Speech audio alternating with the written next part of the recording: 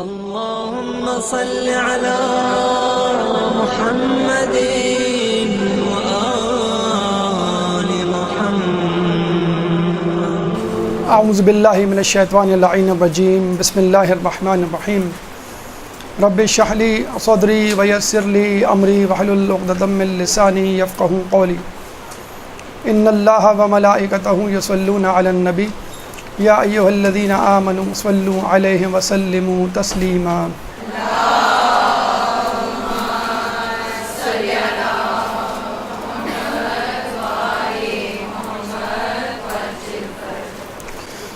ابھی حال ہی میں 14 اگست کا جشن آپ کی نگاہوں کے سامنے سے گزرا ہوگا. ہو سکتا ہے آپ میں سے بہت سے لوگوں نے اس میں عملی شرکت بھی کی ہوگی. ہو سکتا ہے آپ کے اذہان میں یہ سوال بھی ابھرا ہو کہ ہم یہ جشن کیوں مناتے ہیں، یا کسی بھی خاص واقعے کے حوالے سے جو سیلیبریشنز ہوتی ہیں ان کو کیوں منایا جاتا ہے. مثلا 14 اگست کو لے لیجئے، 23 مارچ کو لے لیجئے، 25 دسمبر کو لے لیجئے، کرسمس، نیو ایئر ایو کو لے لیجئے، بسنت کو لے لیجئے، ہولی کو لے لیجئے، ہالووین ڈے کو لے لیجئے. تو ایک جواب ذہن میں آتا ہے. پہلی بات تو یہ کہ اس دن رونما ہونے والے واقعے کی اہمیت کو اجاگر کرنے کے لیے کہ اس دن کیا ہوا تھا، کیوں ہوا تھا، کیسے ہوا تھا، اور کن کن لوگوں کی کوششوں سے ہوا تھا، کون جیتا تھا، کون ہارا تھا، کون کامیاب ہوا، کون ناکام ہوا. دوسرا اہم مقصد اپنے اندر ایک جوش و ولولہ پیدا کرنا اور اپنی زندگی کو اس واقعے کی مناسبت سے ڈھالنا. یعنی اگر ہم 14 اگست کے حوالے سے دیکھیں تو سب سے پہلے جو 14 اگست کی سیلیبریشنز ہیں اس میں جو بات یا جس چیز پر زور دینا چاہیے وہ ہے حب الوطنی، مقصد قیام پاکستان، اور ان لوگوں کی کوششوں کا تذکرہ جنہوں نے پاکستان بنایا، ان لوگوں کی قربانیوں کا تذکرہ جن کی وجہ سے پاکستان بنا. اور دوسرا مقصد یہ کہ بحیثیت پاکستان پاکستانی اب ہماری کیا ذمہ داری ہے. قائد اعظم کا پاکستان ہو یا علامہ اقبال کا پاکستان ہو، ہم اس پاکستان کو کیسے اچیو کریں. وہ پاکستان جو اب تک نہیں بن پایا کیسے بنے گا. لیکن آپ نے محسوس کیا ہوگا کہ ہمیشہ سے ہی اور اب آنے والے دور میں یہ چیز اور زیادہ پختہ ہوتی چلی جائے گی کہ کسی بھی کام کا اصل مقصد یا روح یا معنویت ختم ہوتی جا رہی ہے. یعنی اگر ہم پاکستانیوں کو چھوڑیں، کرسمس کی بات کر لیں، 25 دسمبر حضرت عیسیٰ علیہ السلام کا یوم ولادت. اگر ہم یہ کہیں کہ عیسائی اگر عیسیٰ علیہ السلام کا یوم ولادت منا رہے ہیں، اگر وہ اس کا حق ادا کر دیں تو سب کے سب مسلمان ہو جائیں. کیا 25 دسمبر کو عیسیٰ علیہ السلام کی حیات طیبہ پر روشنی ڈالی جاتی ہے؟ اس حوالے سے سیمینارز ہوتے ہیں، اس حوالے سے عزم مصمم کیا جاتا ہے کہ ہم عیسیٰ علیہ السلام کی سیرت پر عمل کریں گے. اسی طرح آپ 14 اگست کو لے لیجئے. پاکستان اسلام کے نام پر بنا تھا تاکہ مسلمان ہندوانہ رسموں سے آزاد ہوں اور انگریزوں کی غلامی کے شکنجے کو، طوق کو اپنے گلے سے اتار بھیگے. عین 14 اگست کے دن اسلامی روایات اور احکامات کا مذاق اڑایا جاتا ہے. موسیقی، مکس گیدرنگ، توہین مومن، لوگوں کو ستانا، ہر قسم کا گناہ جو آپ کر سکتے ہیں اس 14 اگست کو کیا جاتا ہے. رہی صحیح کسر ملٹی نیشنل کمپنی اور کاروباری حضرات نے پوری کر دی. کنزیومرزم کے نام پر اپنی پروڈکٹس کو 14% discount on 14 August, 69% discount on 69th birth day of Pakistan کے نام سے بینرز لگ گئے، بل بورڈ سج گئے، ٹی وی پہ اشتہارات آنے لگے. 14 اگست کو کیش کیا گیا، جس طرح عید کو کیش کیا جاتا ہے. قربانی کی عید کو کیش کیا جاتا ہے، اور یہ بدعت اور یہ سازش مغرب سے ہماری طرف منتقل ہوئی ہے. اس طرح وہاں پر کرسمس نہیں رہا، اور ہندوؤں میں جو مذہبی تہوار ہیں وہ مذہبی تہوار نہیں رہے، فقط لہو و لعب، فحاشی، گناہوں کا اڈا، مرکز، منبع، سرچشمہ بن چکے ہیں. ہر واقعے سے روح کو نکال لیا گیا ہے. بہرحال 14 اگست اور اس جیسے سیکولر اگر ان کو کہا جائے واقعات کو، جشن کو نکال دیا جائے، تو ہم آتے ہیں اسلامی تہوار، اسلامی واقعات کی طرف. ہمارے یہاں بھی تاریخوں کی مناسبتوں سے ایام منائے جاتے ہیں. کبھی خوشی کا دن ہوتا ہے تو ہم خوشی مناتے ہیں، عید مباہلہ، عید غدیر، دعو الارض ابھی جو آنے والا ہے 25 ذوالقعدہ کو، یوم ولادت ائمہ کی. اور اگر غم کا دن ہو، مثلا کربلا کے ایام، ایام عزا، ائمہ کی شہادتوں کے ایام، تو ہم اس کو اس طرح سوگ کے عالم میں مناتے ہیں. مقصد وہی جیسے بتلایا گیا، اس تاریخ کو ہونے والے واقعے کی اہمیت کو اجاگر کرنا، اس تاریخ کو پیدا ہونے والی یا شہید ہونے والی شخصیت کی سیرت کو اجاگر کرنا. دوسری اہم چیز، اس شخصیت یا اس واقعے کی مناسبت سے اپنے آپ کو ذہنی طور پہ تیار کرنا، تجدید ایمان کرنا، تجدید عزم کرنا کہ ہم کس کے ماننے والے ہیں، ہم کس لیے اس دنیا میں آئے ہیں اور ہمیں کیا کرنا ہے. اور جب ہم انبیاء، ائمہ اور دیگر لوگوں کے ایام مناتے ہیں، خصوصی طور پہ شخصیات کے حوالے سے، ان شخصیات کا خاکہ ہمارے ذہن میں ہوتا ہے، ان کی سیرت ہمارے ذہن میں ہوتی ہے، اور پورے خوشی و خضوع سے ہم توجہ مرکوز کر کے بیٹھتے ہیں کہ اس شخصیت سے کچھ نہ کچھ فائدہ اٹھائیں گے. اللہ تعالیٰ نے قرآن میں جا بجا انبیاء کے جو قصے ہمیں سنائے ہیں، وہ فقط لوری یا داستان یا حکایتیں، قصے کہانی نہیں، من گھڑت باتیں نہیں، بلکہ عبرت حاصل کرنے والے واقعات ہیں. اللہ تعالیٰ سورہ یوسف آیت نمبر 111 میں فرماتا ہے، ایک درود پڑھ دے محمد والے محمد پہ.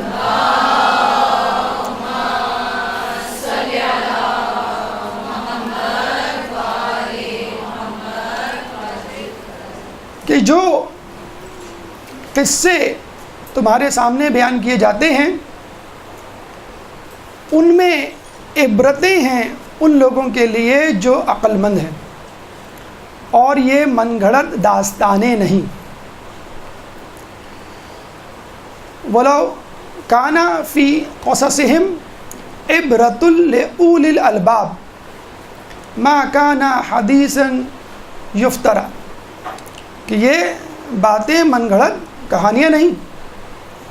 اور یاد رکھ لیجئے، جب بھی آپ کسی شخصیت کو اپنا رہبر، رہنما یا رول ماڈل قرار دیں گے تو آپ کی زندگی میں، آپ کی روٹین میں، آپ کی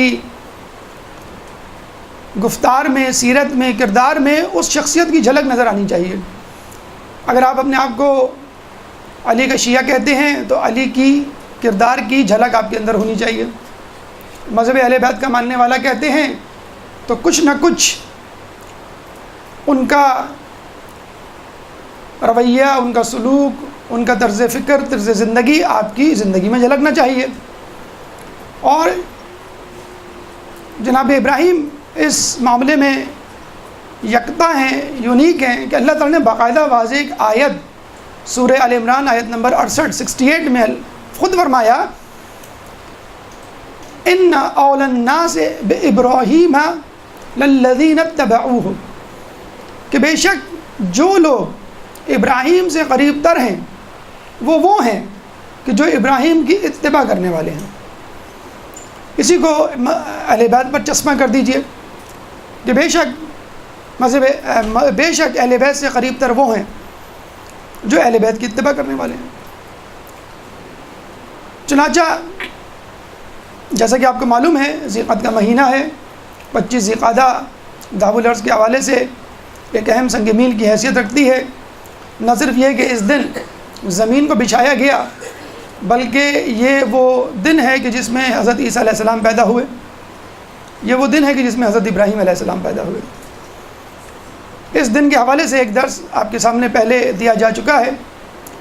آج اس دن ہونے والے 3 واقعات میں سے ایک واقعہ، ایک شخصیت کی ولادت کے حوالے سے گفتگو ہوگی، یعنی حضرت ابراہیم علیہ السلام کے حوالے سے، جو کہ ہمارا موضوع سخن ہے، اور وہ ہے سیرت ابراہیم کے پیغامات۔ ایک درود پڑھ دے محمد والے محمد کے۔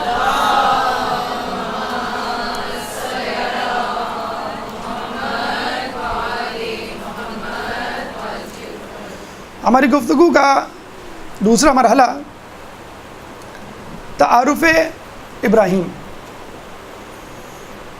حضرت ابراہیم علیہ السلام کا تذکرہ قرآن کی 25 سوروں میں 69 مرتبہ آیا ہے، 69 ٹائمز، اور خود قرآن کا 14واں سورہ ابراہیم علیہ السلام کے نام سے منسوب ہے۔ ابراہیم علیہ السلام کی شخصیت 8 پہلو ہے، وہ اپنی ذات میں ایک انجمن ہے۔ علماء اعلام نے فرمایا کہ حضرت ابراہیم علیہ السلام کو 5 پہلوؤں سے، 5 نسبتوں سے، 5 قسم کے اعزازات اللہ تعالیٰ نے مرحمت فرمائے۔ آپ نے دیکھا ہوگا جو فوجی افسران ہوتے ہیں ان کے یونیفارم پہ سینے پر تمغے سجے ہوئے ہوتے ہیں، بیجز ہوتے ہیں۔ جو جتنے بڑے عہدے پر ہوگا اتنے ہی زیادہ تمغے اس کے سینے پہ سجے ہوئے ہوں گے۔ کیپٹن ہوگا تو کیپٹن جتنے، پھر کرنل، پھر بریگیڈر، پھر جنرل، پھر لیفٹیننٹ کرنل وغیرہ وغیرہ۔ تو جتنا بڑا عہدہ ہوگا اتنا ہی زیادہ اعزازات ہوں گے۔ تو حضرت ابراہیم علیہ السلام کے حوالے سے کہا جاتا ہے کہ آپ کو 5 اہم اعزازات حاصل تھے۔ نمبر 1، آپ بندہ خدا تھے۔ اب آپ کہیں گے بھئی یہ کون سا بڑا اعزاز ہے، ہم بھی بندہ خدا ہیں، ہم بھی اللہ کے بندے ہیں۔ لیکن ابراہیم علیہ السلام نے اللہ کی بندگی کا حق ادا کیا۔ کون سا بندہ؟ جس کو مولا کائنات حضرت علی ابن ابی طالب، اللہم صلی علی محمد وعلی محمد،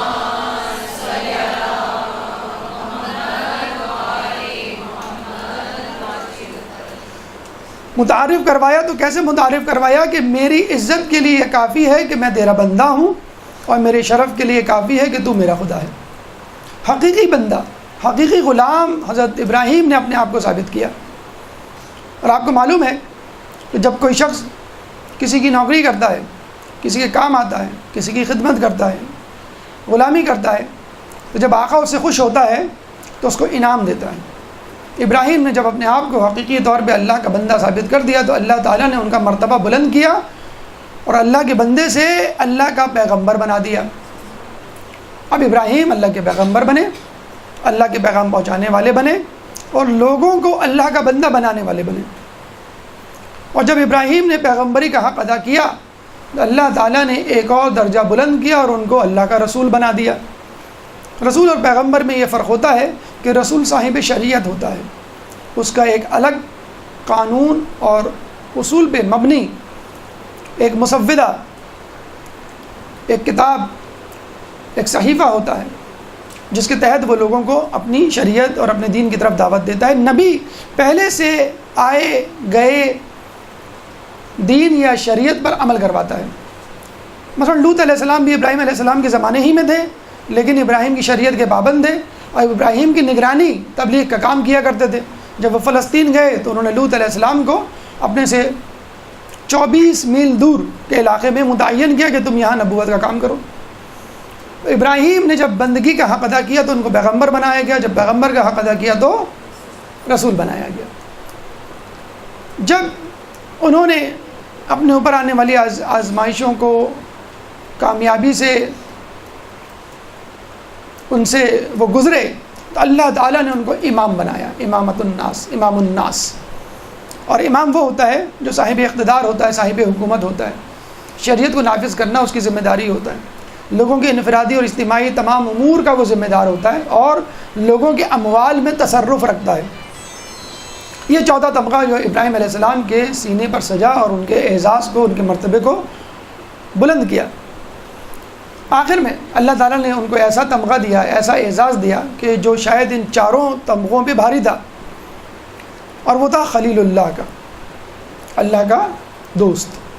اور جب اللہ کا دوست ہو جائے، کسی کا بھی دوست ہو جائے، تو وہ تمام لوگوں سے بڑھ کر محفوظ، اس کے لیے جو ہے وہ محبوب ہو جاتا ہے۔ اور اللہ کا جو محبوب ہو جائے تو اللہ اس کو پتہ نہیں کہاں پہنچا دے، پھر اللہ کو اس کو کوئی بات بری نہیں لگتی، کیونکہ وہ ایسی بات کوئی کرتا ہی نہیں ہے۔ اللہ تعالیٰ پھر جو ہے وہ تمام لوگوں سے زیادہ اس کو چاہتا ہے۔ لیکن ایک عجیب بات کہ اس کے باوجود ایک تمغہ باقی تھا جو ابراہیم علیہ السلام کو ملنا تھا، جو بہت بعد میں ملا، اور اس کے ملنے کے بعد ابراہیم خوشی سے جھوم اٹھے۔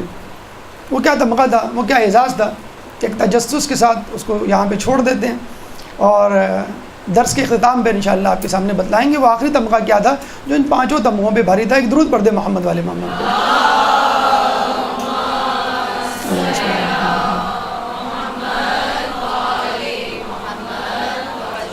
اور یہی وجہ ہے کہ سورہ نحل آیت نمبر 20 میں اللہ تعالیٰ فرماتا ہے ان ابراہیم کان امتن، کہ بے شک ابراہیم ایک امت تھے۔ بہت سارے لوگ بیٹھے ہوئے ہوتے ہیں اس محفل میں، مثلا کوئی تعلیم میں آگے ہے، کوئی تقریر میں آگے ہے، کوئی تحریر میں آگے ہے، کوئی سیر و تفریح میں آگے ہے، کوئی لوگوں کی خدمت میں آگے ہے، مختلف قسم کے افکار اور خصوصیات کے حامل لوگ یہاں بیٹھے ہوئے ہیں۔ لیکن کہا جائے کہ یہاں پہ ایک ایسا شخص بھی ہے جو تمام خوبیوں کو لیا ہوا ہے۔ اس انجمن میں ایک ایسا شخص ہے جو ان تمام صفات جو لوگ بیٹھے ہوئے ہیں ان کا حامل ہے، تو ہم کہیں گے یہ شخص اپنی ذات میں ایک انجمن ہے، یعنی پوری ایک محفل کے برابر ہے یہ شخص۔ اسی لیے ابراہیم کو کہا گیا یہ پوری امت کے برابر ہے۔ جیسے ہم سپاہی کے لیے کہتے ہیں نا کہ یہ سپاہی ایک طرف اور پوری فوج ایک طرف، یا کسی کھلاڑی کے لیے کہتے ہیں یہ کھلاڑی ایک طرف اور دوسری ٹیم ایک طرف۔ تو ابراہیم ایک طرف اور امت ایک طرف۔ امت میں موجود تمام لوگوں کے تمام خواص، اچھے خواص جو ہیں وہ ابراہیم علیہ السلام کی ذات میں موجود۔ وہ کیا اسباب ہیں، وہ کیا کارکردگی ہے، وہ کیا سرگرمی ہے، وہ کیا حالات تھے کہ جب کہ ابراہیم علیہ السلام ان حالات سے گزرے تو اللہ تعالیٰ نے اتنے بلند بلند مقامات عطا کیے۔ آئیے ان پہ ایک نظر ڈالتے ہیں۔ ہماری گفتگو کا تیسرا مرحلہ ابراہیم علیہ السلام کا خاندانی پس منظر، لیکن اس سے پہلے ایک درود پڑھ دیں محمد والے محمد۔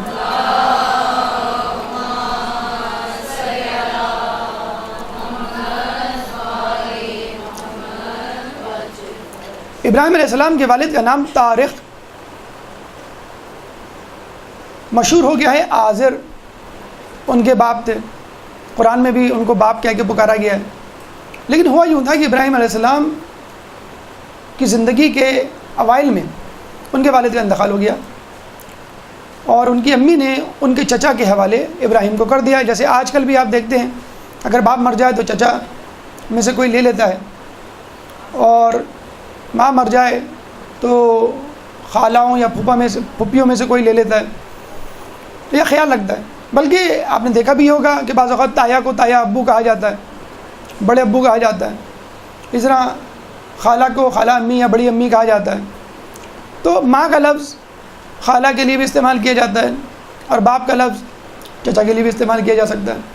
تو یہاں لوگوں کو کنفیوژن ہو گیا کہ آزر جو تھے وہ چچا نہیں تھے بلکہ باپ تھے، جبکہ ہمارے عقیدے کے مطابق نبی کا باپ، نبی کی ماں، اور پورا سلسلہ اوپر تک نبی کا مومن ہوتا ہے۔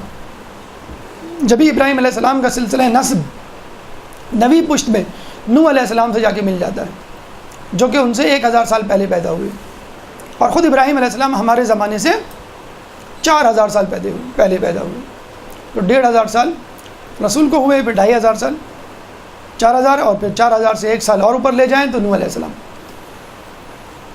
تو آپ کے والد طارق تھے الف ر خا، جو مسلمان تھے۔ والدہ کا نام بونا یا نونا تھا، عجیب سا نام ہے۔ نام تو خیر ابراہیم بھی ہے عجیب سا، اسماعیل بھی ہے عجیب سا، فرعون بھی، نمرود بھی، کیونکہ یہ سب نام غیر عربی ہیں، تو عجیب سے ہونے چاہیے لیکن اتنے زیادہ مستعمل ہیں کہ ہمیں عجیب نہیں لگتے. بہرحال بونا، نونا بھی ہے لیکن بونا زیادہ مشہور ہے. اچھا، ابراہیم کی علیہ السلام کی پہلی بیوی، پہلی زوجہ سارہ، جن میں بی بی خدیجہ کی جھلک کہ بہت ہی متمول خاتون تھیں، بلکہ پیغمبر کی بیٹی تھی سارہ بنت لاحج. لاحج ان کے والد کا نام تھا. بہت متمول تھیں اور بی بی خدیجہ کی طرح اپنی تمام دولت جو ہے ابراہیم علیہ السلام کے قدموں میں ڈال دی تھی اور کہا تھا آپ مکمل تصرف رکھتے ہیں. ابراہیم علیہ السلام نے وہی کیا جو رسول اللہ نے کیا تھا، اپنی ساری دولت، سارہ کی ساری دولت جو ہے وہ دین کی خدمت میں اللہ کی راہ میں قربان کر دی. اور انہی سارہ سے جو بیٹے پیدا ہوئے جن کا نام تھا اسحاق، جو 100 سال کی عمر کے قریب پیدا ہوئے تھے. اور انہی سے پھر یعقوب علیہ السلام، پھر یوسف علیہ السلام، پھر موسیٰ علیہ السلام، پھر عیسیٰ علیہ السلام. اور دوسری طرف آپ کی دوسری بیوی بی بی ہاجرہ جو کہ کنیز تھی. جناب زید کو جب بادشاہ نے بنو امیہ کے طعنہ دیا کہ تم کنیز کی اولاد ہو، تو انہوں نے کہا کہ اسماعیل بھی کنیز کی اولاد تھے جن سے رسول اللہ پیدا ہوئے. بی بی ہاجرہ کنیز تھی سارہ کی، اور سارہ کو یہ کنیز بادشاہ نے دی تھی، اس کا تذکرہ بھی آگے آئے گا. اور جناب اسماعیل سے رسول اللہ پیدا ہوئے. تو دیکھا جائے یہود و نصارہ شجرے کے اعتبار سے ہمارے کزنز ہیں. کزنز یا بھائیوں میں لڑائی تو ہوتی رہتی ہے، پھر محبت بھی ہوتی ہے، پھر لڑائی ہوتی ہے، کیونکہ وہ بی بی سارہ سے ہیں اور ہم لوگ جو ہیں وہ مسلمان یا رسول اللہ کی نسل جو ہے وہ جو ہے اسماعیل سے ہے، بی بی ہاجرہ سے. ابراہیم علیہ السلام کو اللہ تعالیٰ نے 175 سال کی عمر دی. ابراہیم علیہ السلام کے زمانے میں لوط علیہ السلام بھی تھے، جن کی والدہ ابراہیم کی والدہ اور بی بی سارہ کی والدہ آپس میں بہنیں تھیں. یہ تینوں جو ہے کزنز ہوئے، بی بی سارہ، بی بی ابراہیم، حضرت ابراہیم کزن ہوئے، ٹھیک ہے، اور لوط علیہ السلام بھی کزن ہوئے ان کے، کیونکہ ان تینوں کی مائیں آپس میں بہنیں تھیں. بہرحال یہ ابراہیم علیہ السلام کا ایک چھوٹا سا بیک گراؤنڈ، جس میں آزر ایک کڑوے میوے کی طرح موجود تھا، جیسے ابو لہب رسول کا چچا جو ہے رسول کے لیے پریشانی کا باعث بنتا تھا، بلکہ رسول کی جان کا دشمن تھا. اس طرح آزر کا بھی یہی حال تھا، جس کا تذکرہ بھی آگے آئے گا، کس طرح وہ ابراہیم علیہ السلام کے لیے ایک کانٹا بنا رہا اور مصیبت کے لیے ہر وقت بلکہ ان کو قتل کرنے کے در پہ رہتا تھا. یہ ہماری گفتگو کا تیسرا مرحلہ خاندانی پس منظر کے حوالے سے. اب چلتے ہیں ابراہیم علیہ السلام کے زمانے کے حالات کی طرف. ایک درود پڑھتے ہیں محمد والے محمد پہ.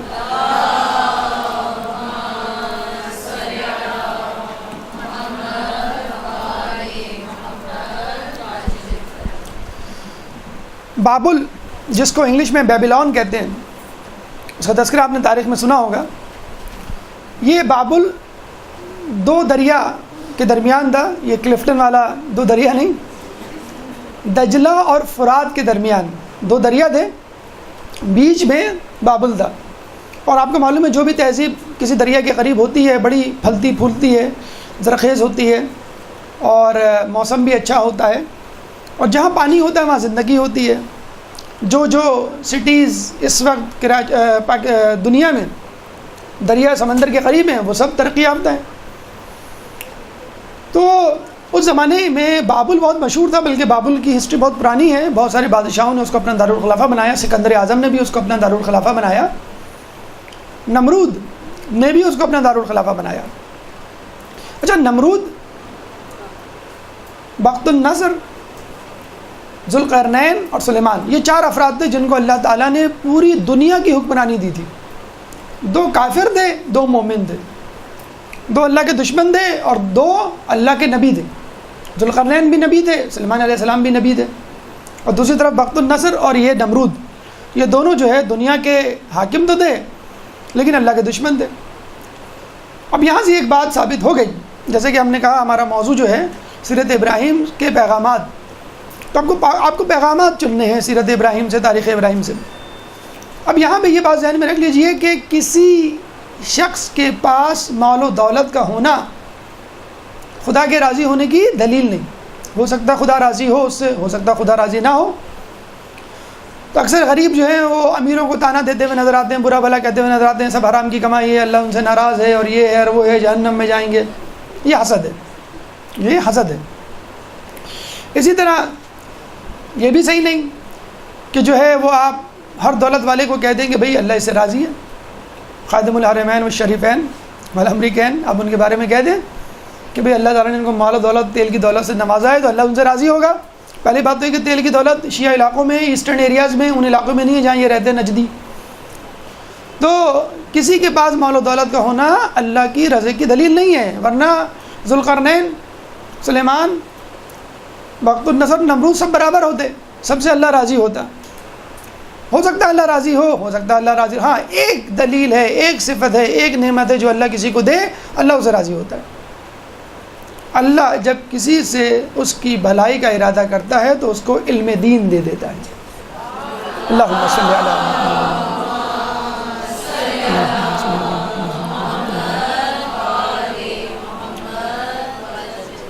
اس زمانے میں بابل کا شہر فسق و فجور کا مرکز تھا، ہر قسم کے گناہ وہاں موجود تھے.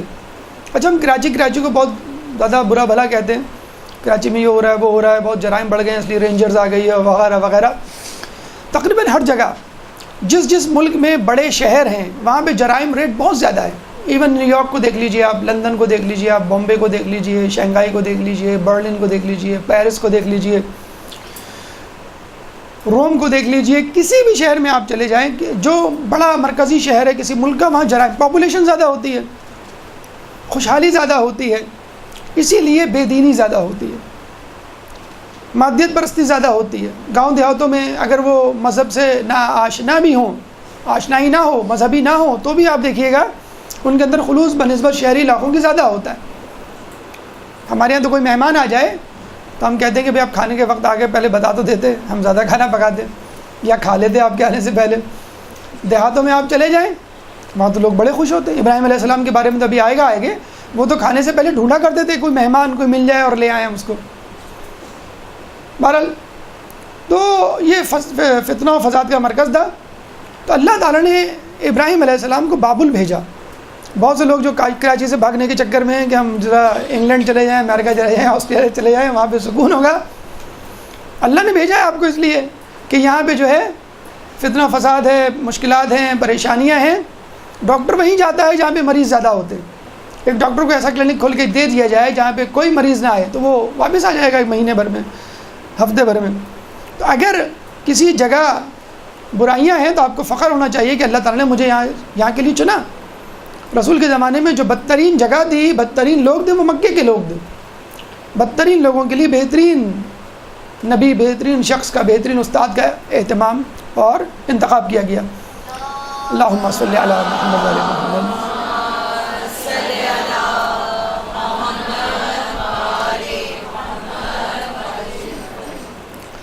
تو ابراہیم علیہ السلام کو بابل بھیجا گیا. اچھا وہاں پہ معاملہ کچھ یوں ہوا کہ نمرود نے ایک خواب دیکھا کہ ایک ستارہ آسمان کے افق پر نمودار ہوا اور اس کی روشنی اتنی تھی کہ اس کی چکا چوند سے سورج اور چاند گہنا گئے، ان کی روشنی ختم ہو گئی. جب اس نے یہ خواب اپنے وزیروں کو، خصوصی طور پہ آزر کو سنایا جو ان کا چچا تھا ابراہیم کا، تو آزر نے کہا یہ خواب تو میں نے بھی دیکھا ہے. اور پھر اس نے تعبیر یہ بتلائی کہ عنقریب ایک ایسا بچہ پیدا ہوگا جو تمہاری بادشاہت کو ختم کرے گا. بالکل فرعون والی صورتحال یہاں پیدا ہو گئی. فرعون نے کیا کہا تھا؟ فرعون نے یہ کہا کہ تمام بچوں کو قتل کر دو. اس نے 2 احکام جاری کیے.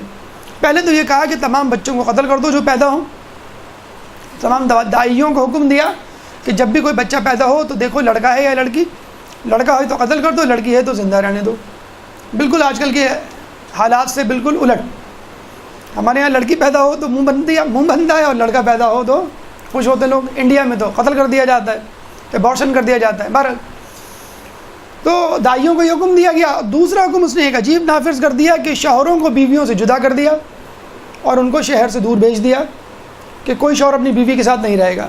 یعنی آئندہ کی بھی منصوبہ بندی کر دی اس نے. جو عورتیں حاملہ تھیں ان کے لیے بھی کہہ دیا کہ جو بھی بچہ پیدا ہوگا، لڑکا ہوا تو قتل کر دیا جائے گا.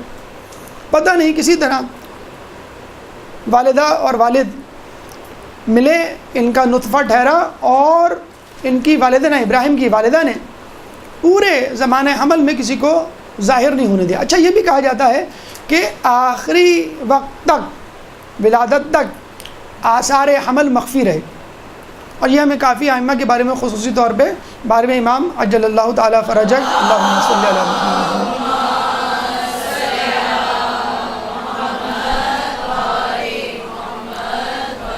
کے حوالے سے ملتا ہے کہ جب وقت ولادت قریب آیا تو انہوں نے اپنی پھوپھی کو رکنے کا حکم دیا۔ انہوں نے کہا کہ آثار حمل تو نہیں، کہ آپ فکر نہ کیجئے، آج ہی ان کی ولادت ہوگی، اور ولادت ہوئی۔ تو بالکل یہی تھا کہ آثار حمل نہیں تھے، اور یہ کہتے ہیں کہ جب وقت ولادت قریب آیا تو انہوں نے شہر سے دور رخ کیا۔ اس زمانے میں عورتیں مخصوص ایام میں شہر سے باہر چلی جاتی تھیں کچھ دنوں کے لیے، انہوں نے اس کا بہانہ بنایا، اور تھا ولادت کا مسئلہ۔ غار میں جا کے ابراہیم علیہ السلام کی ولادت ہوئی، اور پھر وہیں پہ گاہے بگاہے کبھی دن میں 1 مرتبہ 2 مرتبہ دودھ پلانے جاتی تھی، کبھی نہیں جا پاتی تھی تو فکر مند ہو جاتی تھی۔ جب جاتی تھی تو دیکھتی تھی کہ ابراہیم علیہ السلام اپنی انگلی منہ میں دیے ہوئے ہیں، جب انگلی ہٹاتی تھی تو پتہ چلتا تھا وہاں سے دودھ کی نہر جاری ہے جس سے وہ سیراب ہو رہے ہیں۔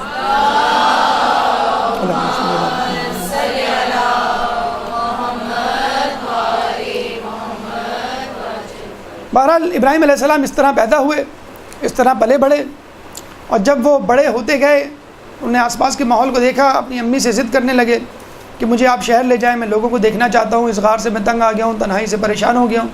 اور وہی سمجھاتی، کبھی بہانے بناتی، پھر بعد میں انہوں نے بتا دیا کہ بادشاہ نمرود تمہارے قتل کے در پہ ہے، چلو میں پھر بھی تمہارے چچا آزر سے بات کروں گی۔ وہ چلی گئی، لیکن ظاہر سی بات ہے وہ پھر بھی نہیں لا سکتی تھیں۔ ابراہیم علیہ السلام نے اپنی تنہائی سے اکتا کر 13 سال کی عمر میں باہر غار سے باہر قدم رکھ دیا۔ 13 سال کی عمر تھی، لیکن ان کا ڈیل ڈول 20 سال کے نوجوان کی طرح تھا۔ اس طرح ہمارے ائمہ کے بارے میں کہا جاتا ہے 1 مہینے میں 1 سال کے برابر بڑھتے ہیں۔ اللہ کے منتخب بندوں کی نشانیاں، علامات، خد و خال مماثلت رکھتے ہیں۔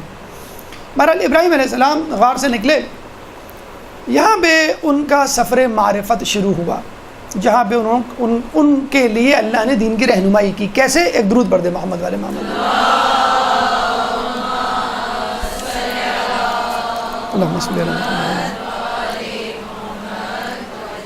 دیکھیے، اگر یہاں کہا جائے کہ بھئی ایک اسٹوڈنٹ کو مانیٹر بنانا ہے جو فرسٹ آئے گا، اور استاد کو معلوم بھی ہو کون فرسٹ آئے گا، اور وہی کہتے کہ ٹھیک ہے آپ مانیٹر بن گئے ہیں، اور باقی لوگ ٹیسٹ دیں، باقی تمام لوگ کھڑے ہو جائیں گے کہ بھئی انہوں نے ٹیسٹ کیوں نہیں دیا۔ اب استاد یہ کہہ کہ مجھے معلوم ہے یہ فرسٹ آئیں گے، اس لیے میں نے ان کو مانیٹر بھی بنا دیا، فرسٹ بھی قرار دے دیا۔ اب آپ پھر دوبارہ اعتراض کہیں گے کہ بھئی امتحان دینے سے پہلے آپ کیسے کہہ سکتے ہیں؟ تو اللہ کا رسول نبی منتخب شدہ ہوتا ہے، لیکن حجت تمام کرنے کے لیے، لوگوں کو بتانے کے لیے دیکھو یہ تم سے سب سے بہتر ہے،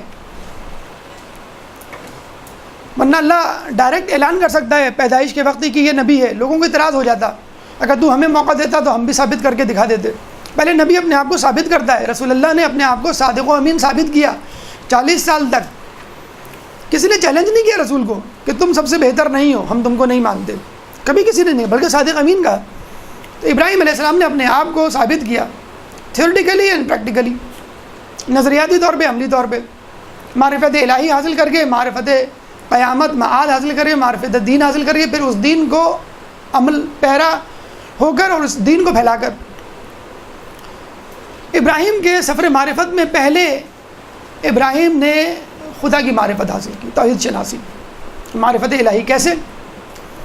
غور سے سنیے گا، کیونکہ ان واقعات سے کچھ لوگ دھوکہ کھا جاتے ہیں اور یہ کہتے ہیں ابراہیم علیہ السلام نے نعوذ باللہ شرک کر ڈالا۔ کیسے؟ دیکھیں، ابراہیم علیہ السلام غار سے نکلے، رات کا وقت تھا، کچھ لوگ ستاروں کے آگے کھڑے ہوئے تھے۔ ایک ستارہ زہرا، آپ کو معلوم ہے بہت چمکدار ستارہ ہے، جناب سیدہ سلام اللہ علیہ کا لقب زہرا، اللہم صلی علی محمد وعلی محمد۔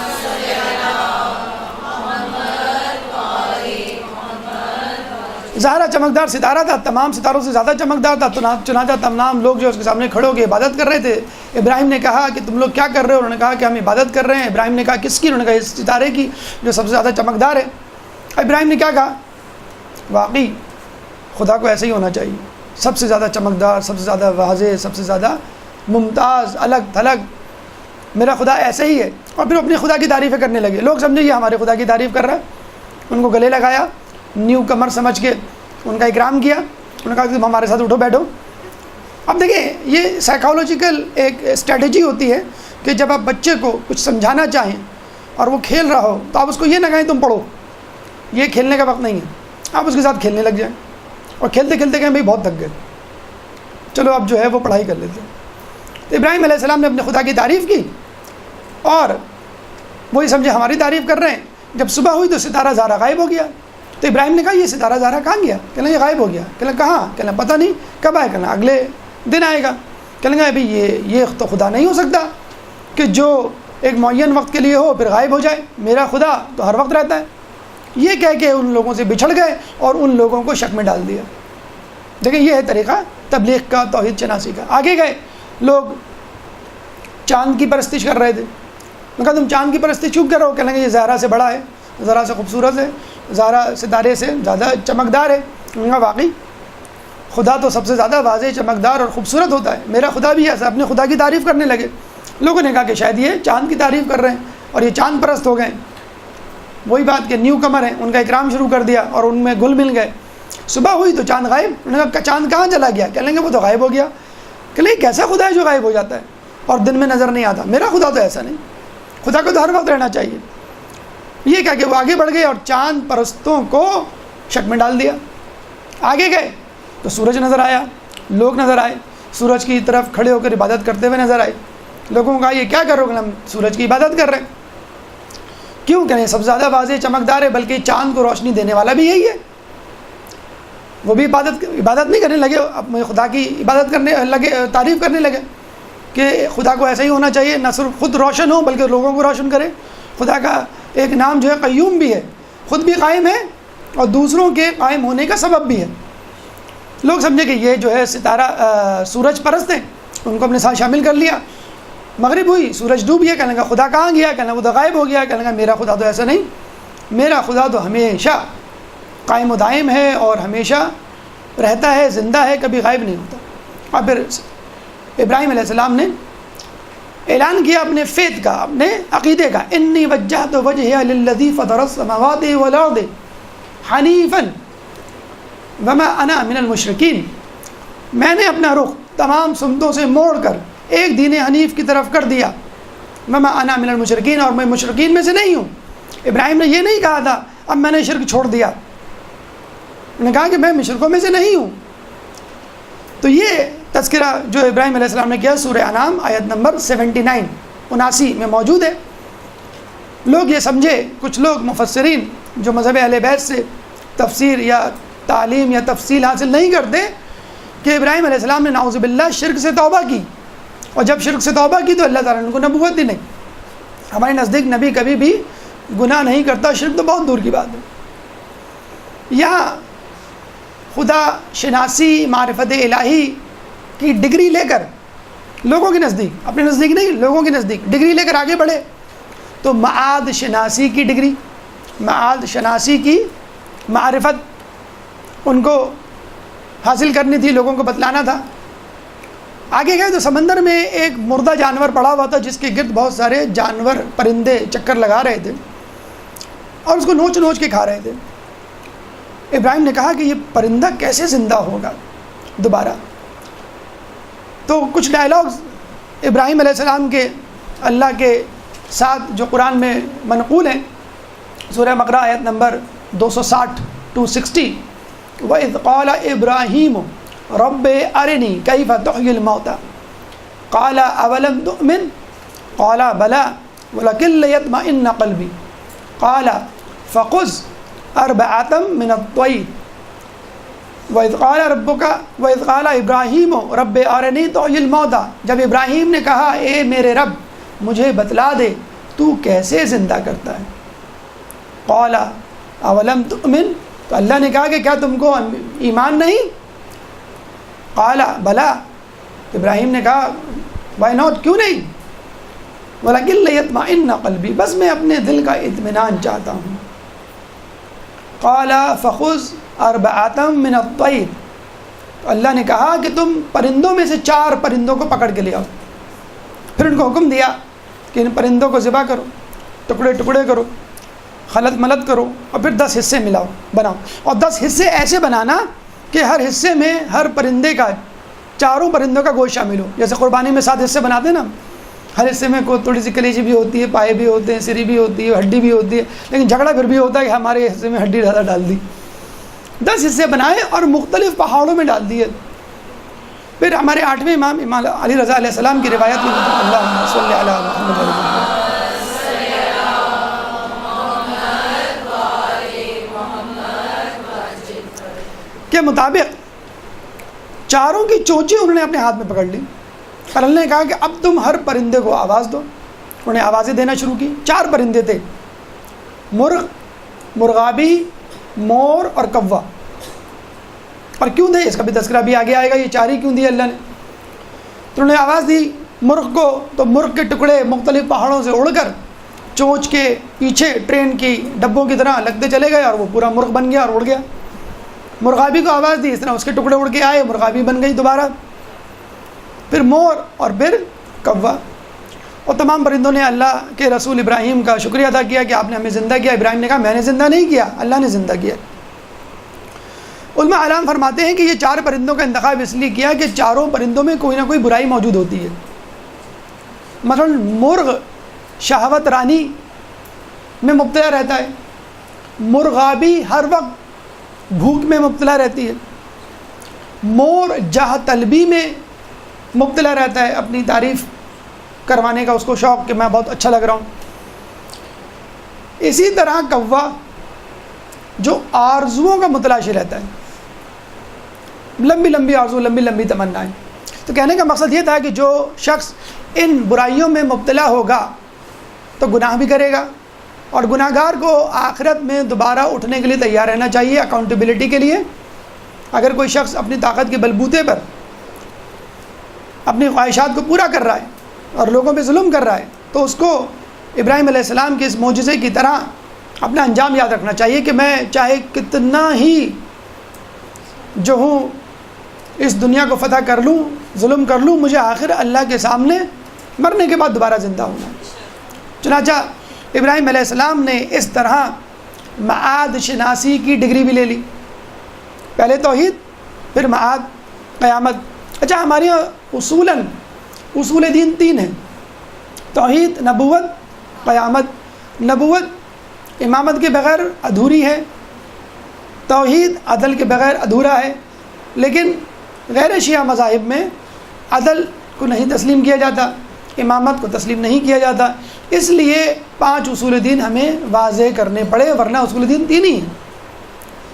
توحید پہلا, قیامت آخری, بیچ کا نبوت.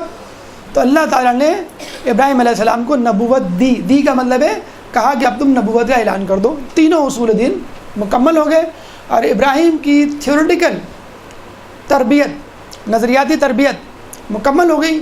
اب ابراہیم کو کہا گیا کہ تم اس قابل ہو گئے ہو کہ اب لوگوں کو دین کو پہنچاؤ اور لوگوں کا علاج کرو. یعنی ابراہیم علیہ السلام کا سفر معرفت ختم ہوا اور سفر نبوت شروع ہوا. ایک درود پڑھ دے محبت والے محمد نے. اللہم صلی علی محمد. ہماری گفتگو کا چھٹا مرحلہ سفر نبوت. ابراہیم علیہ السلام نے اگر دیکھا جائے رسول اللہ کی سنت بھی یہی تھی, وَأَنذِرْ عَشِيرَتَكَ الْأَقْرَبِينَ, اپنے گھر والوں کو ڈراؤ اور اللہ کی طرف بلاؤ.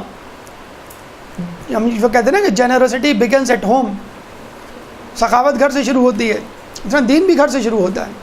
تو ابراہیم علیہ السلام نے اپنے گھر سے دین کی ابتدا کی. ان کی والدہ نے جب ان کو دیکھا کہ یہ ماشاءاللہ دین شناسی کا سفر طے کر کے اپنے ملک آ گئے تو وہ پریشان ہو گئی کہ بیٹا نمرود کے سپاہی تمہیں قتل کر دیں گے, کیونکہ ان 10-20 سالوں میں کوئی بھی مرد نظر نہیں آتا تھا نوجوان, کیونکہ کوئی پیدا ہی نہیں ہوا, پیدا ہوا تو قتل کر دیا گیا. بھائی ان کو کس طرح چھپ چھپا کے وہ آزر کے گھر لے گئی. آزر ان کا چچا تو تھا لیکن بت پرست تھا, بت پرست تو تھا, بت ساز تھا, بت ساز تو تھا, نمرود کا خاص وزیر بھی تھا. خیر انہوں نے کہا کہ چلو اس بہانے تم شاید بچ جاؤ, وہ نمرود سے تمہاری کوئی سفارش کر دے, یا نمرود یہ سمجھے کہ یہ تو آزر کا بھتیجا ہے, یہ کیا کرے گا میرا. آزر کے گھر میں لے کے گئی تو آزر بہت پریشان ہوا. اس نے کہا بھائی یہ بچہ کب پیدا ہوا, اور یہ کیسے بچ گیا؟ تو انہوں نے پوری تفصیل سنائی کہ میں نے غار میں اس کو پیدا کیا اور یہ اس طرح بچ گیا. حضرت نے کہا چلو ٹھیک ہے، لیکن اب بہرحال تم جو ہے کسی کو بتانا نہیں. ابراہیم علیہ السلام اس کے گھر میں رہے، بلکہ آزر کو تبلیغ کرنا شروع کر دی کہ یہ بت نہ فائدہ پہنچاتے ہیں نہ نقصان پہنچاتے ہیں، یہ کچھ بھی نہیں کر سکتے، بے حس و حرکت ہے، ان کو ماننا فضول ہے. آزر یہی سمجھ رہا تھا ابھی ٹین ایجر ہے، جس طرح ہمارے کہتے ہیں ٹین ایجر ہے، یہ خود سمجھ جائیں گے، ابھی تو سیدھی باتیں کر رہے ہیں فضول. انہوں نے کہا یہ بھی نیا نوجوان ہے، اس کے ذہن میں پتہ نہیں کہاں سے خرافات آ گئی، یہ خود سمجھ جائے گا، اس کو بزی کر دو، بزی ہو جائے گا تو یہ سب باتیں بھول جائے گا. تو آزر بت بنایا کرتا تھا، بت بنا کے اس نے اپنی اولادوں کو کہا کہ تم جاؤ ان بتوں کو جا کے مارکیٹ میں بیچ آؤ، یعنی خدا کو بیچ آؤ. خیر آج کل لوگ دین بیچ دیتے ہیں، تو خدا کو بھی بیچنا کوئی ایسا مشکل کام نہیں ہے. ابراہیم علیہ السلام کو کہا تم بھی. اچھا آپ دیکھیں، گویا کہ ابراہیم اس کے حکم پر عمل کر رہے ہیں، اور آپ یہ کہہ سکتے ہیں کہ بھائی ابراہیم بھی نعوذ باللہ اس بت پرستی میں شریک ہو گئے انڈائریکٹلی. لیکن انہوں نے کیا کیا؟ بت کے گلے میں رسی ڈالی اور اس کو گھسیٹتے ہوئے لے کے گئے. جس طرح بچے قربانی کے بکرے کو لے کے گلی میں گھومتے ہیں بقرہ عید سے پہلے، کبھی اس کو پانی پلا رہے ہیں، کبھی اس کو گھاس کھلا رہے ہیں، بچے بھی یہ کرتے ہیں. ایک مذاق بن گیا، لوگ جو ہے وہ کہہ رہے ہیں کہ تم ہمارے خدا کی توہین کر رہے ہو. اور آزر کے بچوں نے آ کے گھر میں بتلایا آزر کو کہ دیکھیں یہ انہوں نے کیا بدتمیزی کی ہے، پورے شہر میں بدنام کر دیا، آپ کتنے متقی مشرک ہیں، آپ کے شرک پہ حرف آ گیا، لوگ آپ پہ شک کر رہے ہیں کہ آپ جو اللہ کو مانتے ہیں، آپ مشرک نہیں رہے. وہ بڑے پریشان ہو گئے، بھئی یہ کیا کروں، یہ تو باولا قسم کا نوجوان لگ رہا ہے، یہ تو میری بے عزتی کر ڈالے گا. انہوں نے کہا کہ تمہیں گھر سے نکلنے کی اجازت نہیں. جیسے ہم اپنے بچوں کے پابندی لگا دیتے ہیں نا، کمرے میں بند کر دیتے ہیں، اور آج کل ہم وہ بھی نہیں کر سکتے کیونکہ فیس بک یوز کر رہا ہوتا ہے کمرے میں بند ہو کر. آج اس زمانے میں خیر نہیں تھا، تو ابراہیم علیہ السلام کو کمرے میں بند کر دیا. اور ابراہیم تو غار سے نکل کے بھاگ گئے تھے، تو یہ کمرہ کیا چیز ہے، وہ نکل کے بھاگ گئے. اچھا بھاگ گئے تھے تو کہیں چلے جاتے دور ان لوگوں کی نظروں سے. کہاں گئے؟ آزر کے محل میں، اور اس کو جا کے تبلیغ شروع کر دی. آزر جو ہے وہ پریشان کہ یہ کون نوجوان ہے، یہ پیدا کیسے ہوا، پیدا ہو گیا تو یہ قتل کیوں نہیں ہوا. وہ تو سوچے پڑ گیا اور پوچھا تم کہاں سے آؤ، کیا یہ وہ. اور وہ ابراہیم علیہ السلام اس کو توحید کی تبلیغ. اس نے کہا یہ بھی ایک نوجوان ہے، باولا ہو گیا ہے، اپنی باتیں کر رہا ہے، سربراہ ہو گیا ہے. اس نے کہا اچھا یہ بتاؤ ابراہیم تمہارا خدا کیا کر سکتا ہے؟ انہوں نے کہا میرا خدا جو ہے وہ زندہ کرتا ہے اور مارتا ہے. انہوں نے کہا یہ کون سی بڑی بات ہے، میں بھی زندہ کر سکتا ہوں، میں بھی مار سکتا ہوں، چلو میں تمہیں دکھاتا ہوں. گیا تو پھانسی پہ ایک شخص چڑھنے والا تھا. عین پھانسی پہ چڑھنے سے پہلے اس شخص کو اتار دیا نمرود نے. دیکھو یہ بھی مرنے والا تھا، میں نے بچا لیا. پھر ادھر ادھر نگاہ دوڑائی، ایک آدمی کو بلایا ادھر آؤ، کہا اس کو پھانسی پہ چڑھا دو. اس کو پھانسی پہ چڑھا دیا کہ دیکھو میں جس کو چاہوں موت دے دوں، جس کو چاہوں زندہ کر دوں. ابراہیم ڈرے نہیں. ابراہیم نے صرف ایک سوال کیا کہ دیکھو میرا رب سورج مشرق سے نکالتا ہے، تم مغرب سے نکال کے دکھاؤ. اب وہ سوچ میں پڑ گیا کیا کرے کیا نہ کرے. انہوں نے کہا تمہاری امی سے بات کرنی پڑے گی. اس نے فوراً پیرنٹ ٹیچر میٹنگ بلائی اور امی کو طلب کیا اور کہا کہ بھئی یہ کیا ہے، کون ہے یہ، کیسا تم نے بیٹا پیدا کیا، اور یہ تو میں نے پابندی لگائی ہوئی تھی اور میں اس کو نہیں چھوڑوں گا. دیکھیں ماں نے کیا جواب دیا، اس کو تو کاپنا چاہیے تھا. ماں نے کیا کہا کہ دیکھو یہ اللہ کے اذن سے پیدا ہوا ہے اور اللہ اس کی حفاظت کا ذمہ دار ہے، اور اگر تم سمجھتے ہو کہ تمہارا قاتل بنے گا تو اس کو قتل کر دو تاکہ دوسرے بچوں کو قتل ہونے سے میں بچا سکوں. جس بنیاد پر تم بچوں کو قتل کر رہے ہو وہ یہ ہے کہ بچہ جوان ہو کے تمہیں قتل کر دے گا، اور اب تم کہہ رہے ہو کہ یہ بچہ مجھے قتل کرے گا، ٹھیک ہے اس کو قتل کر دو. اچھا دوسرے بچے قتل ہونے سے بچ جائیں گے. 1,00,000 بچوں کو قتل کیا تھا اس نے، 1,00,000. تو آزر نے کہا مجھے ایسے ہی کرنا پڑے گا، لیکن میں تمہیں وارننگ دے رہا ہوں، یہ پہلی مرتبہ ایسا ہے، آئندہ ایسا نہ ہو. ابراہیم علیہ السلام اپنے گھر چلے گئے اور نمرود سوچنے لگا کہ میں کیا کروں. ادھر ابراہیم بھی سوچنے لگے میں کیا کروں. ابراہیم نے کہا کہ میں نے بہت زبانی کلامی بات کر لی، یہ گھی سیدھی انگلیوں سے نہیں نکلے گا، یہ لاتوں کی بھوت ہے، یہ باتوں سے نہیں مانیں گے. عید نوروز آیا، پورا شہر خالی ہوا، میلے میں گیا. ابراہیم علیہ السلام نے کہا کہ میں جو ہوں اچھا فیل نہیں کر رہا، انی سقیم ہوں، کہ میں جو ہوں وہ اپنے آپ کو بیمار محسوس کر رہا ہوں. یعنی اگر آدمی ذہنی طور پر، اچھا کچھ لوگوں نے یہ بھی کہا ہے کہ نعوذ باللہ ابراہیم علیہ السلام نے جھوٹ بولا، یہ گناہ کیا انہوں نے، نعوذ باللہ. ایسا نہیں، آپ ذہنی طور پہ اسٹریس میں مبتلا ہوں تو وہ بھی ایک سائیکولوجیکل اپسیٹ یا ڈیزیز کہلائے گی، وہ ذہنی طور پہ وہ تھے کہ اتنا سارا شہر، اتنا بڑا ملک بت پرستی میں مبتلا ہے، کوئی میری بات نہیں مان رہا. وہ رک گئے، تمام لوگ چلے گئے. وہ آئے، آپ نے بچپن میں واقعہ پڑھا ہوگا، تمام بتوں کو توڑا اور سب سے بڑے بت کے گلے میں کلہاڑی ڈال دی. خاموشی جا کے سو گئے اپنے گھر میں. لوگوں نے دیکھا تو لوگ سمجھ گئے یہ ابراہیم کا کیا دھرا ہے. بلایا، کہیں کس نے کیا، کہیں اس سے پوچھ لو، یہ عینی شاہد ہے، آئی وٹنس، یہ بتا دے گا. کہ نہیں یہ نہیں بول سکتا. کہیں پھر کیسا خدا ہے؟ اچھا یہ تو بتاؤ اس نے ان تمام بتوں کو ٹوٹنے سے توڑنے سے کیوں نہیں بچایا؟ کیوں نہیں پکڑا اس شخص کو جو توڑنے آیا تھا؟ کہیں یہ نہیں کر سکتا. کہیں جب یہ نہیں کر سکتا، بول نہیں سکتا، ہل نہیں سکتا اپنی جگہ سے، تو پھر کیسا خدا ہے؟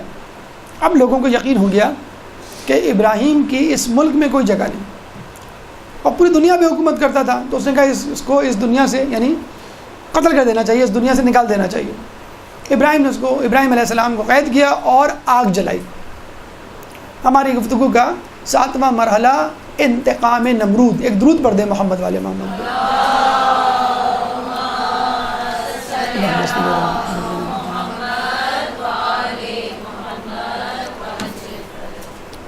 نمرود نے پہلا انتقام آتش کدہ روشن کرنے سے لیا. پہلے انہوں نے آگ جلائی نمرود نے. کیسی آگ؟ کہتے ہیں 2 سال تک اس نے لکڑیاں جمع کی. اب 2 سال تک آپ کسی کو ایس ایم ایس دیں کہ میں تمہیں قتل کرنے والا ہوں، وہ پہلے ہی مر جائے گا، 2 مہینے میں مر جائے گا. 2 سال جب لکڑیاں جمع ہو رہی ہوں گی ابراہیم کو جلانے کے لیے، تو ڈپریشن سے مر جانا چاہیے، لیکن ابراہیم بالکل تر و تازہ. اتنی بڑی آگ تھی کہ اس کو قریب جانے کے لیے بھی دل گردہ چاہیے تھا. بڑے دور سے کئی 100 گز تک آدمی جو ہے اس کے قریب نہیں جا سکتا تھا. یہ ایشو بھی پیدا ہو گیا ابراہیم کو اس میں ڈالیں کیسے؟ یہ کوئی چھوٹی چیز تو نہیں ہاتھ پکڑ کے ڈال دیں. تو کہا گیا کہ منجنیق بناؤ اور منجنیق میں ڈال کر جیسے توپ کا گولا پھینک دیں ابراہیم کو پھینک دو. تو منجنیق بنائی گئی ابراہیم علیہ السلام کو ڈالنے کے لیے. جب آگ روشن ہو رہی تھی، آگ بھڑکائی جا رہی تھی، تو کہتے ہیں آسمان کے سارے فرشتے رو رہے تھے. جبرائیل رونے لگے اور کہا اے اللہ تیرا خلیل اللہ آگ میں جلنے جا رہا ہے، اس کو بچا لے. تو اللہ نے کہا کہ وہ تمہاری طرح نہیں کہ مایوس ہو جائے، وہ مجھ پہ توکل کرتا ہے، اور جب وہ دعا مانگے گا تو میں اس کی دعا کو مستجاب کروں گا، تم دیکھ لینا. تو دیکھیں ابراہیم کا توکل، ابراہیم کا ایمان فرشتوں سے بڑھ کر. ابراہیم علیہ السلام کے پاس جبرائیل آئے اور کہنے لگے کہ میری مدد کی ضرورت ہو تو بتائیے، میں آپ کی مدد کے لیے تیار ہوں. ابراہیم علیہ السلام نے کیا کہا کہ مجھے تمہاری مدد کی کوئی ضرورت نہیں، مجھے خدا کی مدد کی ضرورت ہے، اور خدا کو جو منظور ہوگا مجھے بھی وہ منظور ہوگا. تو ابراہیم کو منجنیق میں ڈال کر جب پھینکا گیا، اللہ نے حکم دیا کہ جاؤ ابراہیم کی انگلی میں ایک یہ انگوٹھی پہنا دو. جبرائیل آئے، وہ انگوٹھی پہنائی. اس انگوٹھی میں کیا لکھا ہوا تھا کہ میں اللہ پر ایمان لاتا ہوں، اللہ کے رسول محمد پہ ایمان لاتا ہوں، اللہ پہ اعتماد کرتا ہوں، اور اپنے تمام امور اللہ کے سپرد کرتا ہوں. اللہم صلی علی محمد وعلی محمد.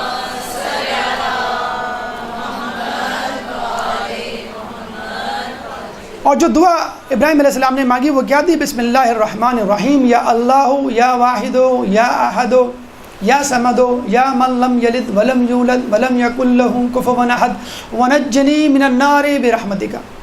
اے اللہ، اے واحد، اے یکتا، اے بے نیاز، اے وہ جو کسی کو پیدا نہیں کرتا، جو کسی سے پیدا نہیں ہوتا، اے وہ کہ جو جس کا کوئی ہمسر نہیں، مجھے اپنی رحمت سے اس آگ سے بچا لے. اور پھر کہتے ہیں کہ اللہ تعالیٰ نے آگ کو حکم دیا یا نارو کونی برداً و سلاماً علی ابراہیم. اے آگ ابراہیم کے لیے ٹھنڈی ہو جا اور سلامتی ہو جا. سورہ انبیاء آیت نمبر اللہم صلی علی محمد و علی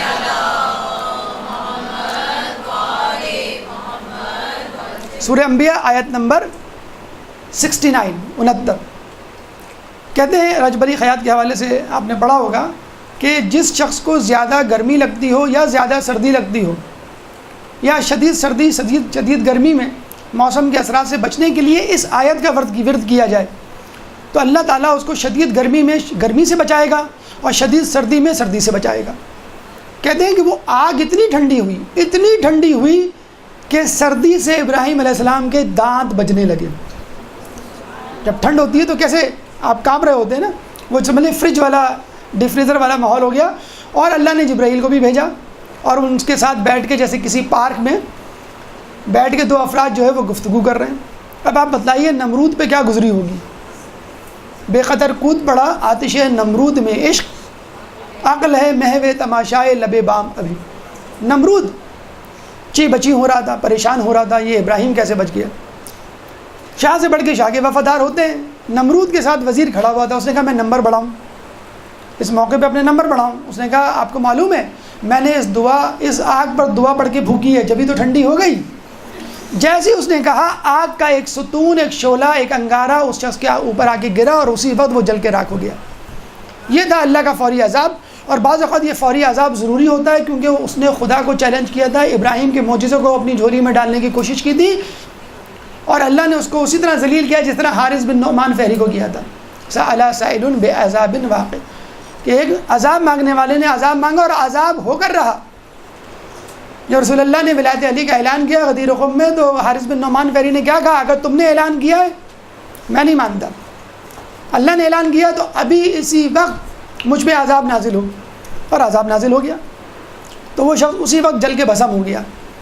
دیکھیں واقعہ ایک ہوتا ہے، رد عمل کئی ہوتے ہیں. جس کے دل میں جتنا ایمان یا جتنا کفر ہوتا ہے وہ اس طرح اثر لیتا ہے. نبی اللہ تعالیٰ نے فرمایا کہ یہ جو واقعات ہیں لو کان فی قصصہم عبرۃ لأولی الالباب، کن کے لیے عبرت ہیں؟ عقل والوں کے لیے، بے وقوفوں کے لیے نہیں، تکبر والوں کے لیے نہیں. کہتے ہیں نمرود کی بیٹی نے بھی کہا تھا کہ مجھے بھی ایک عمارت تیار کروا دیجئے، میں بھی اس کے اوپر بیٹھ کر ابراہیم کی بربادی کا مشاہدہ کرنا چاہتی ہوں. VIP لانچ، VIP ٹیرس اس کے لیے تیار کیا گیا. وہ وہاں بیٹھی ابراہیم کا مشاہدہ کیا تو ابراہیم تو بڑے مزے سے گپ شپ کر رہے ہیں جبرائیل سے. نمرود کی طرح نہیں تھی، نمرود کی طرح کفر نہیں تھا، کم کفر تھا یا تھوڑا سا ایمان اس کے ساتھ تھا. اس نے کہا یہ بچ کیسے گئے؟ تجسس ہوا. وہ اتری اپنی عمارت سے ابراہیم تک پہنچی اور کہا آپ کیسے بچ گئے؟ تو ابراہیم نے کہا میں نے بسم اللہ پڑھی تھی. دیکھیں اپنے بچوں کو یہ واقعہ سنائیں، ہر کام کرنے سے پہلے بسم اللہ پڑھیں. تو اس نے معصومانہ انداز سے کہا کہ اچھا اگر میں بسم اللہ پڑھوں تو؟ ابراہیم نے کہا تم بھی بچ جاؤ گی، اگر تم میرے خدا پر ایمان رکھ کر بسم اللہ پڑھو گی تم بھی بچ جاؤ گی. وہ فوراً گئی عمارت کے اوپر اس کی چھت پر اور وہاں سے چھلانگ لگائی، بسم اللہ الرحمن الرحیم، اے ابراہیم کے خدا مجھے بچا لے. اور جب وہ آدمی کودی تو بالکل ابراہیم کی طرح صحیح سالم وہ بھی بچ گئی. اللہم صلی علی محمد.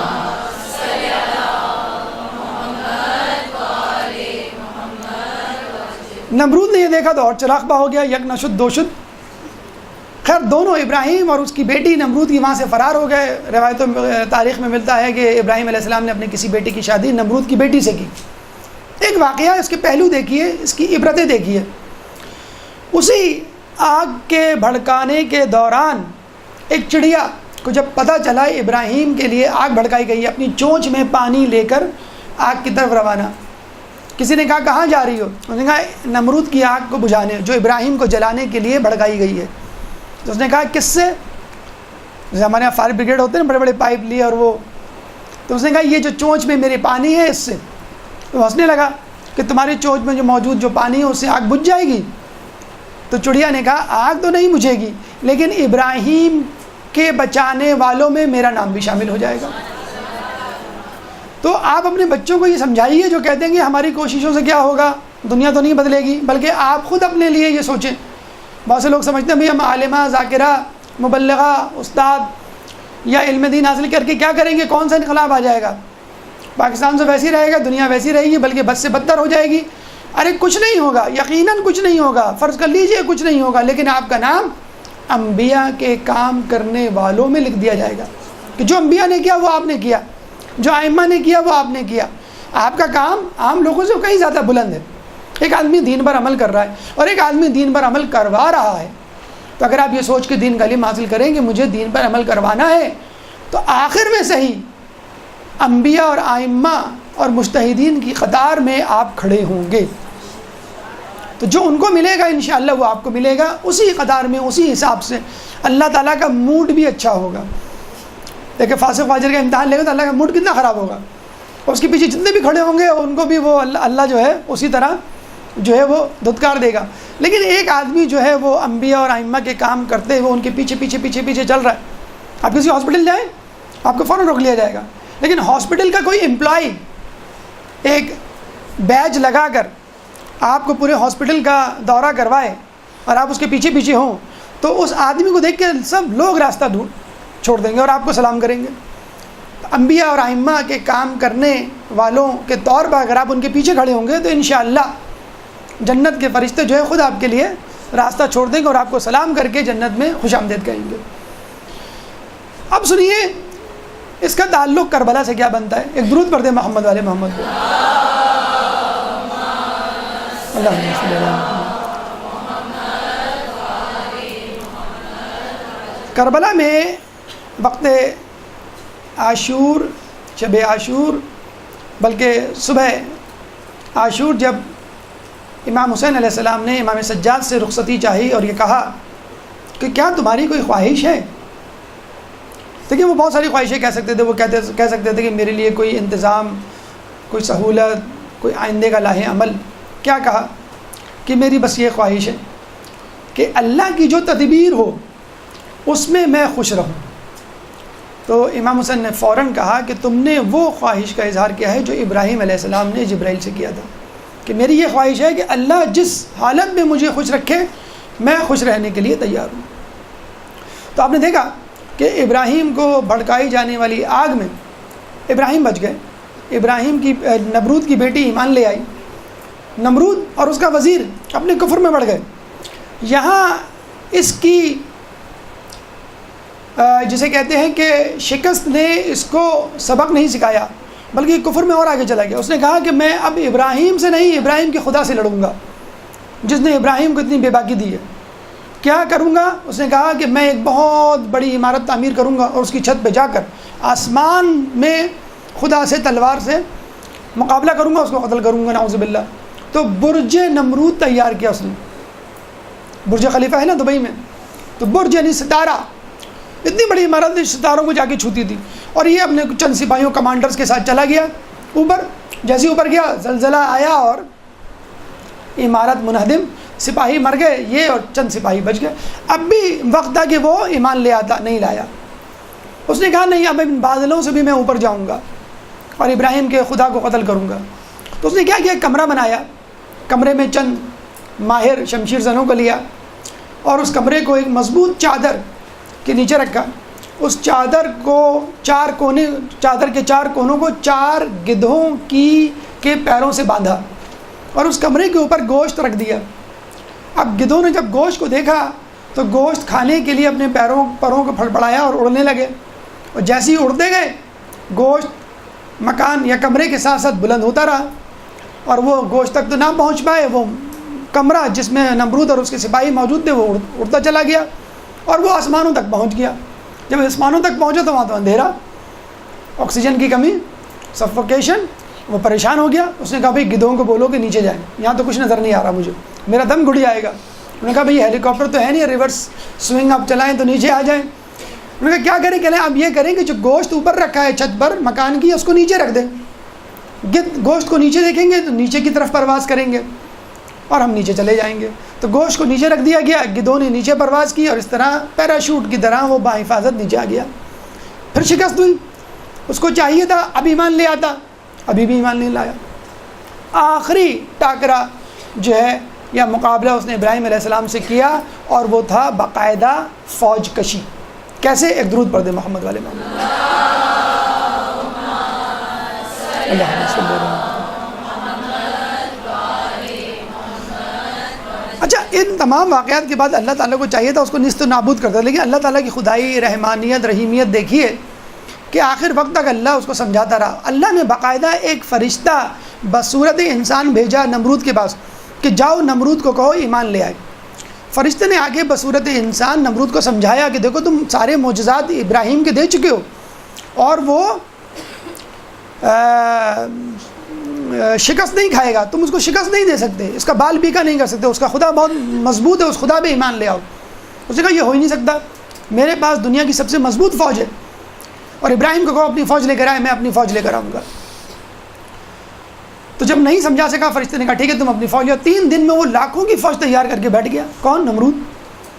اب اس نے آگے اکڑ کے کہا ابراہیم سے لاؤ اپنی فوج لے کر آؤ. ابراہیم علیہ السلام نے ہاتھ بلند کیا اور اللہ سے کہا اپنی فوج بھیج دے. عبد المطلب نے ہاتھ بلند کیے تھے تو کس کی فوج آئی تھی؟ ابابیل کی. ابراہیم نے ہاتھ بلند کیے تو مچھروں کی فوج آئی. اتنے مچھر کہ کراچی میں بھی کتنے ہوں گے. ایک سپاہی پر 1000 مچھر کہتے ہیں. تو آپ اندازہ لگا لیجئے جب ان 1000 مچھروں نے ایک سپاہی کو بھمبوڑا ہوگا. ہمیں 1-2 مچھر کاٹ لیں تو صبح ہو کے جو ہے وہ ہم اس میں مرہم لگا رہے ہوتے ہیں. تو سارے سپاہی مر گئے. اب یہ نمرود باقی بچا، لیکن پھر بھی اس کو زعم یہ میرا مچھر کیا بگاڑ لیں گے. ایک مچھر، لنگڑا لولا مچھر کسی طرح اس کے کمرے میں داخل ہو گیا اور داخل ہو کے اس کے ہونٹ پہ بیٹھ کے اس کو کاٹ لیا ہونٹ کو. اس نے فوراً ہونٹ پہ ہاتھ مارا تو مچھر اڑ کے ناک میں چلا گیا. جب ناک میں گیا تو کرتے کرتے ناک کی آخری ہڈی، یہاں پہ ایک بون ہوتی ہے ایتھموائڈل بون، جو برین کو ناک سے سیپریٹ کرتی ہے. اس میں چھوٹے چھوٹے سوراخ ہوتے ہیں جیسے چائے کی چھنی میں ہوتے ہیں. جب وہ مارتا رہا تو مچھر اس سوراخ کے اندر پینیٹریٹ کر کے برین میں چلا گیا. اور آپ کو معلوم ہے کوئی چیز یا شے کسی چھوٹے سے سوراخ میں گھس کے دوسری طرف جائے گی تو کچھ نہ کچھ خراش آئے گی. اس جانے کے چکر میں مچھر کا آدھا دھڑ مفلوج ہو گیا. آدھا دھڑ مچھر کا پیرالائز ہو گیا، ہڈی پسلی اس کی ٹوٹ گئی. اور جب ہم برین میں پہنچا تو آپ کو معلوم ہے اگر آدمی آدھا پیرالائز ہو جائے تو چل پھر تو سکتا نہیں ہے، زیادہ تر کروٹیں لے سکتا ہے. تو وہ ادھر ادھر کروٹیں لینے لگا. جب وہ کروٹ لیتا تو اس کو یہاں پہ سر میں درد ہوتا. وہ کہتا ہے میرے سر میں درد ہو رہا ہے، میرا سر دباتے لیکن وہ افاقہ نہیں ہوتا. اس نے کہا اور زور سے دباؤ لیکن پھر بھی افاقہ نہیں ہوتا. اس نے کہا کوئی چیز مارو، تو چیزیں ماری گئی، افاقہ نہیں ہوا. اس کو جوتا نظر آیا کہ یہ جوتا مارو. تو زور سے کھینچ کے کسی نے جوتا مارا تو تھوڑی دیر کے لیے مچھر رک گیا. آپ نے دیکھا ہوگا لال بیگ کو آپ ماریں تو تھوڑی دیر کے لیے لال بیگ رک جاتا ہے، آپ سمجھ گئے مر گئے. آپ جو فاتحانہ مسکراہٹ کے ساتھ بیڈ روم میں جاتی ہیں واپس آتی ہے تو پھر وہ گھوم رہے. تو مچھر تھوڑی دیر کے لیے خاموش ہو جاتا اور جب اس کو جوتے نہیں پڑتے تو پھر دوبارہ متحرک ہو جاتا. وہ جو بڑا پریشان ہوا. اچھا مچھر نے اب وہ بھی نمرود کے مزے لینے لگا. مچھر نے کہا تو کہتا تھا کہ میں مار بھی سکتا ہوں زندہ بھی کر سکتا ہوں. نمرود نے کہا ہاں. اس نے کہا اچھا ٹھیک ہے، یہ جو میرا آدھا دھڑ مفلوج ہے، مر گیا ہے، مردہ ہو گیا ہے، اس آدھے دھڑ کو زندہ کر دے تاکہ میں اڑ کے ناک سے نکل جاؤں، تجھے نجات مل جائے درد سے. اور اگر تو مار سکتا ہے تو میرے آدھے دھڑ کو جو زندہ ہے اس کو مار دے تاکہ میں مکمل طور پہ مر جاؤں اور تجھے تکلیف نہ دوں. لیکن بیچارہ نمرود یہ نہ کر سکا، جوتے کھاتے کھاتے مر گیا. اللہ کے سامنے کھڑے ہونے والے اور تکبر کرنے والوں کو جوتے پڑتے ہیں، چاہے نمرود ہو چاہے جارج بش. عراق گیا تھا نا، میں نے دیکھے پیس قائم کر دیا ہے. Which gift would you like to give me, کون سا گفٹ دینا پسند کرو گے؟ ایک نے جوتا اتار کے مارا اس کو. یہ ہے گفٹ ہماری طرف سے.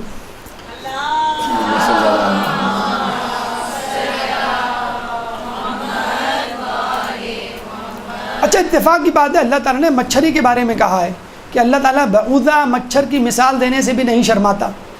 مچھر بڑی کام کی چیز ہے، بڑی بڑی قوموں کو اس نے سیدھا کر دیا. زیکا وائرس ابھی امریکہ میں بہت پھیلا ہوا ہے، مچھر کے ذریعے پھیلا ہوا ہے. آپ خوب اترا رہے ہیں کہ ہم سائنس اور ٹیکنالوجی میں آگے چل گئے، ہم نے میزائل بنا لیے، ہم نے سیٹلائٹ بنا لیے، ہم کسی قوم کو نہیں چھوڑیں گے. تو آپ ایک وائرس، ایک مچھر سے پھیلنے والی بیماری 5 سال تک کہتے ہیں بیماری نہیں، اس کا کوئی ویکسین نہیں آنے کی، زیکا وائرس کی. مائکروسیفیلی مینٹلی ریٹارڈڈ بچے پیدا ہو رہے ہیں. تو یہ بیماریاں ہیں کہ جب کہتے ہیں کہ جب انسان نت نئے انداز سے گناہ کرے گا تو اللہ تعالیٰ اس کو نت نئی مصیبتوں میں مبتلا کرے گا. یوں نمرود 40 دن کی مچھر کی مہمان نوازی کے بعد فنا فی النار ہوا اور کسی بھی معجزے سے، کسی بھی حادثے سے اس نے سبق حاصل نہیں کیا. یہ ابراہیم علیہ السلام کی آدھی داستان تھی. انشاءاللہ آدھی داستان کبھی اور ہم ان کی سنائیں گے، ہو سکا تو اگلے ہفتے، کیونکہ دہاب الارض جو ہے وہ پیر کے دن ہے. لیکن جاتے جاتے ایک بات جو ہم نے کہا تھا کہ ابراہیم علیہ السلام ایک اعزاز، 5 اعزاز کے بعد ایک اعزاز ایسا تھا جس پہ وہ ہمیشہ فخر کرتے رہے کہ ان 5 اعزازوں پہ بھاری ہے. شب معراج رسول اللہ تیسرے آسمان پر گئے، ممبر سجایا گیا، بہت بلند ممبر، سب سے بلند ترین جگہ پہ رسول اللہ کو بٹھایا گیا، ابراہیم دوسری سیڑھی پہ بیٹھے۔ اس سے یہ ثابت ہو گیا ابراہیم رسول اللہ کے بعد دوسرے افضل ترین نبی۔ اس دوران دیکھا کہ ایک سواری پر ایک شخص آ رہا ہے، نورانی اونٹ ہے، اس پہ بیٹھا ہوا ہے، اس کا چہرہ چوندوی کے چاند کی طرح چمک رہا ہے، اور اس کے گرد ٹمٹماتے ہوئے ستاروں کے مانند لوگ۔ ابراہیم علیہ السلام نے اس شخص کی طرف اشارہ کر کے رسول اللہ سے پوچھا یہ کون سا شخص ہے، کون سا نبی ہے یا کون سا فرشتہ ہے؟ رسول اللہ نے کہا یہ نہ نبی ہے نہ فرشتہ ہے، یہ میرا بھائی، میرا چچا زاد، یہ میرا جانشین، میرے علم کا وارث،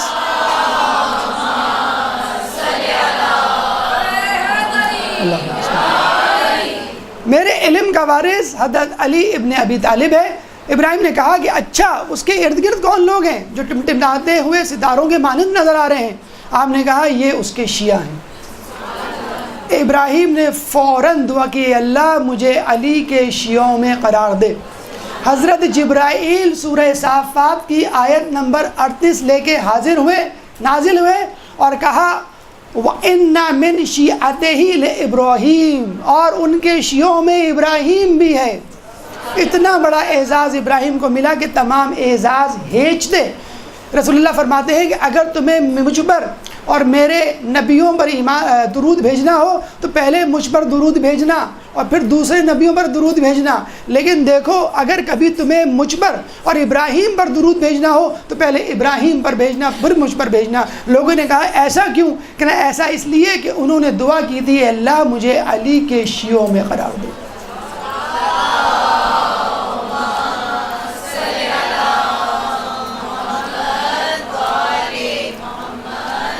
بندگی کا سفر، رسالت کا سفر، پیغمبری کا سفر، امامت کا سفر، خلیل اللہ کا سفر، تمام سفر طے کرنے کے بعد ایک شخص دعا کر رہا ہے، خواہش کر رہا ہے کہ مجھے علی کا شیعہ بنا۔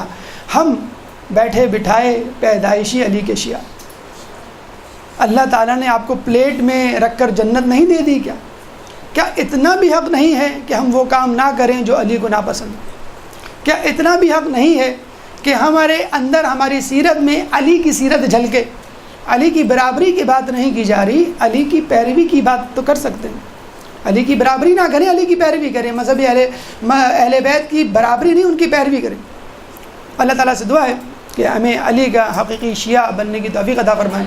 اللہ تعالیٰ سے دعا ہے کہ ہمیں ابراہیم کا شیعہ بننے کی توفیق عطا فرمائیں۔ اللہ تعالیٰ سے دعا ہے کہ مذہب اہل بیت پر چلنے کی توفیق عطا فرمائیں۔ اللہ سے دعا ہے کہ قیامت کے دن ان کی شفاعت سے ہمیں بہرہ مند فرما، امام کے ظہور میں تعجیل فرما اور ہمیں ان کے انصار و اعوان میں شامل فرما۔ ربنا تقبل منا انك انت السميع العليم ربنا وتب علينا انك انت التواب الرحيم وصلى الله تعالى على خير خلقه واصحابه اجمعين برحمتك يا ارحم الراحمين۔ اللجن يا مولا اللجن